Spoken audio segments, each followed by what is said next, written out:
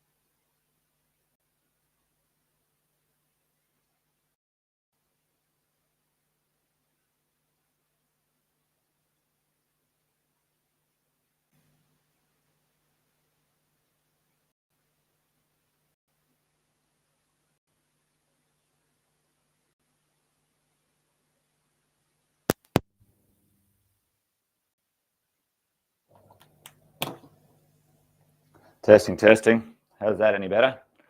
Crikey. Hello. Well,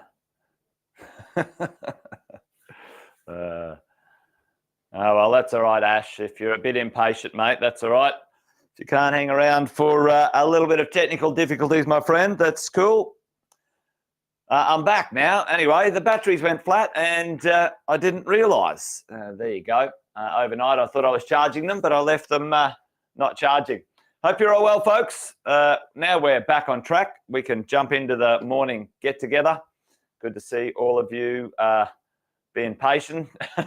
Being patient this morning. Good to see you. Welcome to Wednesday. Wednesday, yes, Alison, we are. We're going to be having a great time, I reckon, in June. If you don't already know, team, we're going to have a bit of a get together in June. So make sure you lock in some time for that. The details will be out soon. We've got to get everyone sorted, get some tickets, etc., etc. So let's do it. But today I was going to have a bit of a conversation with you guys about the idea of creating a portfolio and how many properties and the income that we want. Now, a lot of people that I sit down and talk with, are all about, I want some passive income, and that passive income usually ends up at about 100 grand or more. But, how many properties does that take? The bibs and bobs of it, how long, how many properties, the style of income, the devil's in the details when it comes to this sort of stuff, right? So you guys know the drill when it comes to the idea of getting our portfolio for our 100K of passive income.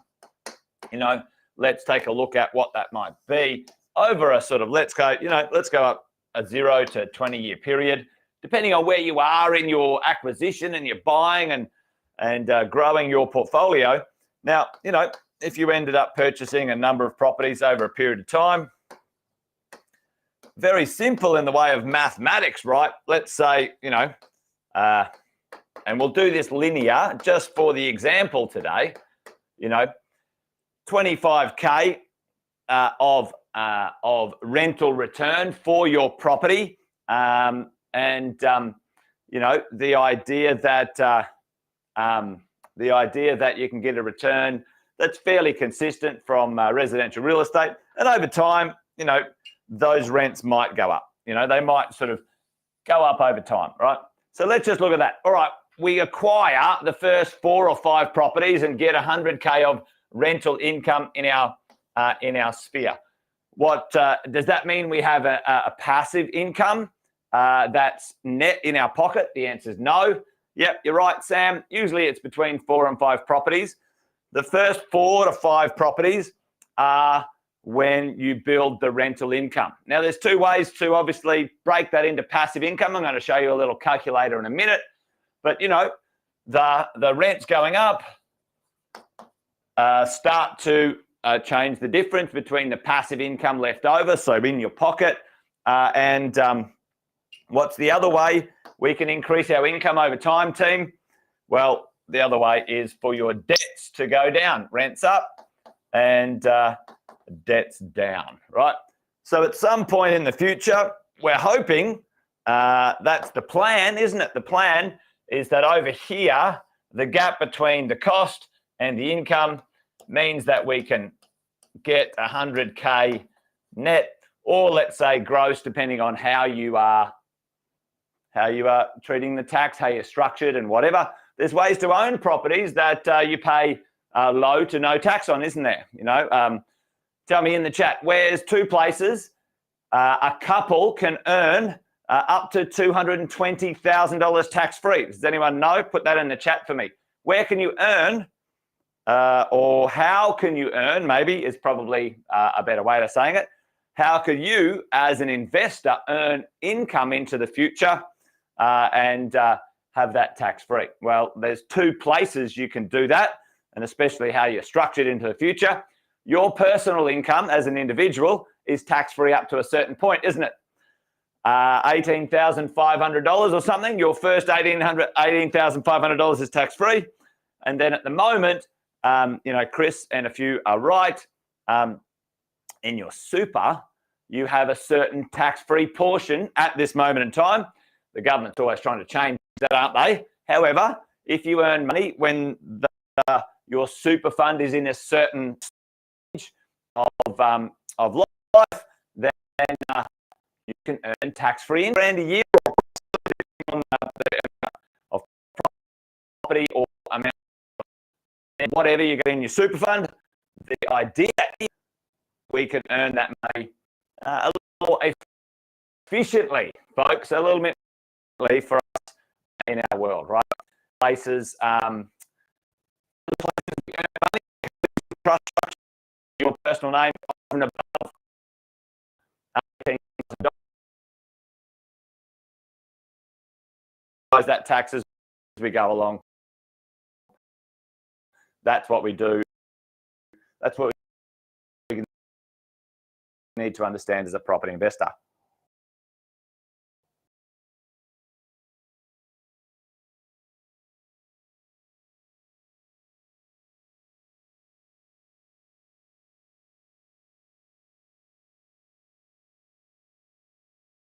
We're still We're still going here. I'll just keep rolling, and hopefully the technology works out there in the world of Facebook land or YouTube land or whatever it might be. So this is a little calculator. Let me just show you how clients, some of you guys in the mentoring and coaching program already see this, already know what's going on here. We call this our passive income calculator. And so how do we get to that passive income, that goal that we might have, and what might it take? So I've got in here, I've got a 20-year horizon, and I'm literally starting out from scratch today. And saying, all right, let's get this going. All right, okay, have a look at where am I? I've got a property, I've got an owner occupier, and I've got a loan amount on it. So this is kind of fairly regular and normal. And let's add some investment properties. All right, so at a pretty straightforward, simple property, I've got in here 5% capital growth, 4% rent growth, and over time, we might add our portfolio. So in here, let's add in, let's say, second investment property, third investment property, and a fourth investment property. Yes. All right, so let's have a look at the display year. So the year out in 2043,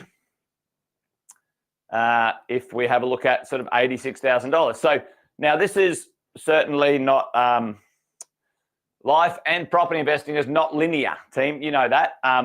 But here's the idea. Over time, if our rents grow, our debts reduce, you can sort of see in this little section here, our values and rents going up and our debts going down. And in here is that gap, that passive income gap. At some point in the future, our gross rent, $299,000. So that's fantastic, you know, depending on the growth of the rent in that property.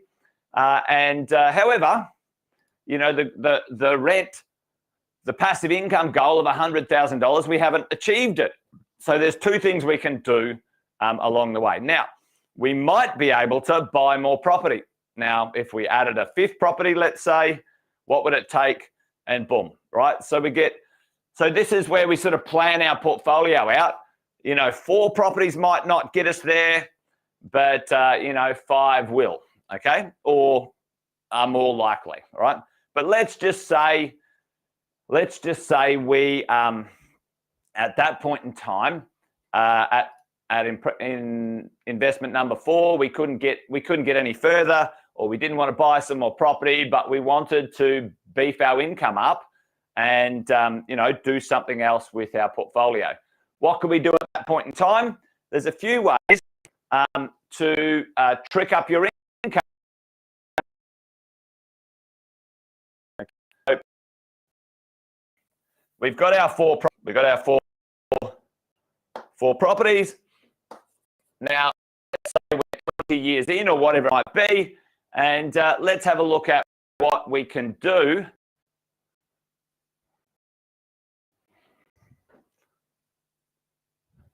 Hello? Hello?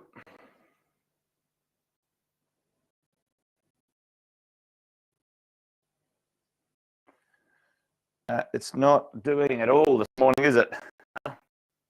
Are we back? We could be back. Hopefully we're back. Apologies, team. I cannot control the internet today. Telstra, I'm not happy with you at all. Hopefully, if you're still there, we'll keep rolling. If not, then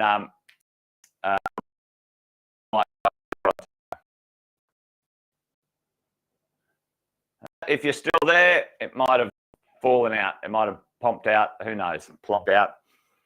There's internet. Not good.